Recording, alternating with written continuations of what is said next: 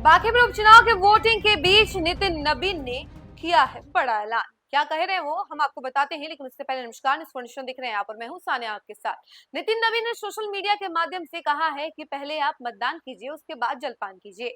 तो देखिए, अगर आप अभी घर में बैठे हुए हैं तो जल्दी जाइए और जाकर के आप वोट कीजिए, क्योंकि ये आपका सबसे पहला काम और पहला अधिकार भी है। तो जाइए वोट कीजिए। और इसकी अपील जो है सीएम सम्राट ने भी की थी, और अब देखिए कि नितिन नबीन भी अपील कर रहे हैं कि पहले आप जाकर के मतदान कीजिए, फिर जलपान कीजिए। और क्या कुछ कह रहे हैं ये भी हम आपको बताते हैं। तो देखिए, उन्होंने लिखा है कि आज बांकीपुर, मांजलपुर और दतिया के उज्जवल भविष्य के लिए आपका एक एक मत अत्यंत महत्वपूर्ण है। मुझे पूर्ण विश्वास है कि इन तीनों विधानसभा क्षेत्रों की जनता एक बार फिर विकास, सुशासन और जनसेवा के संकल्प पर अपना अटूट विश्वास व्यक्त करेगी तथा विकास की इस निरंतर यात्रा को नई शक्ति प्रदान करेगी। मैं बांकीपुर, मांजलपुर और दतिया विधानसभा के सभी सम्मानित मतदाताओं, विशेषकर युवाओं एवं मातृशक्ति से आग्रह करता हूं कि अधिक से अधिक संख्या में मतदान करें और विकसित भारत के संकल्प को सशक्त बनाने में अपना अमूल्य योगदान दे। ये तमाम बातें जो है नितिन नबीन कह रहे हैं। तो देखिए, नितिन नबीन का ये गढ़ है बांकीपुर, और ऐसे में अभी नितिन नबीन ने ट्वीट किया है और कहा है कि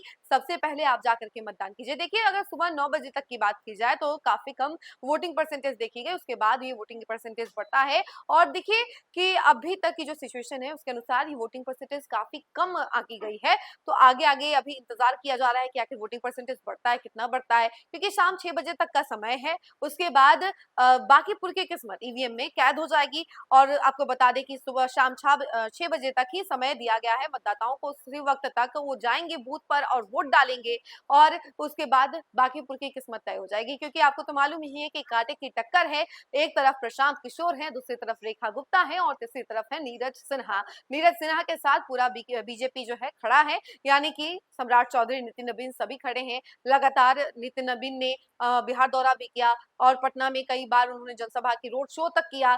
आखिरी वक्त खूब जोरदार प्रदर्शन हुआ बीजेपी का। दूसरी तरफ रेखा गुप्ता के लिए भी तेजस्वी यादव खड़े हैं, उन्होंने भी रोड शो किया था। और उसके बाद प्रशांत किशोर जो है लगातार बीजेपी में अभी फिलहाल आरोप लगा रहे हैं, आरोप प्रत्यारोप का भी दौर चल रहा है। और एक तरफ प्रशांत किशोर हैं, उनको लेकर के खूब माहौल बन रहा है। तो देखिए अब क्या होता है ये देखने वाली बात है, क्योंकि बीजेपी को लेकर भी माहौल टाइट है। प्रशांत किशोर भी लगातार जनसभाएं कर रहे थे, तो उसका भी असर देखा जा सकता है। तो देखिए अब कौन आगे कौन पीछे जाता है, क्योंकि कांटे की टक्कर है, कुछ भी कहना मुश्किल है। 30 जुलाई यानी आज का दिन बहुत ज्यादा अहम है। सभी वोटर्स जो है घर से बाहर निकल के वोटिंग करने जा रहे हैं। उनकी तमाम तस्वीरें भी हम लगातार आप तक साझा कर रहे हैं। लेकिन वही अब 3 अगस्त का इंतजार किया जा रहा है, क्योंकि 3 अगस्त को ईवीएम की जो पेटी है वो खुलेगी, और उसके बाद किस्मत तय हो जाएगी आखिर कौन विधायक बन रहा है बांकीपुर का। और ये बांकीपुर सीट जो है काफी ज्यादा इंपॉर्टेंट है राजनीतिक दृष्टि से, क्योंकि ये बांकीपुर सीट जो है बीजेपी का गढ़ कहा जाता है, नितिन नबीन का गढ़ कहा जाता है। 30 साल तक भाजपा ने इस पर राज किया है, तो अब इस पर कौन राज करने वाला है ये देखने वाली बात है। क्या ये किला बीजेपी ही जीतती है, या फिर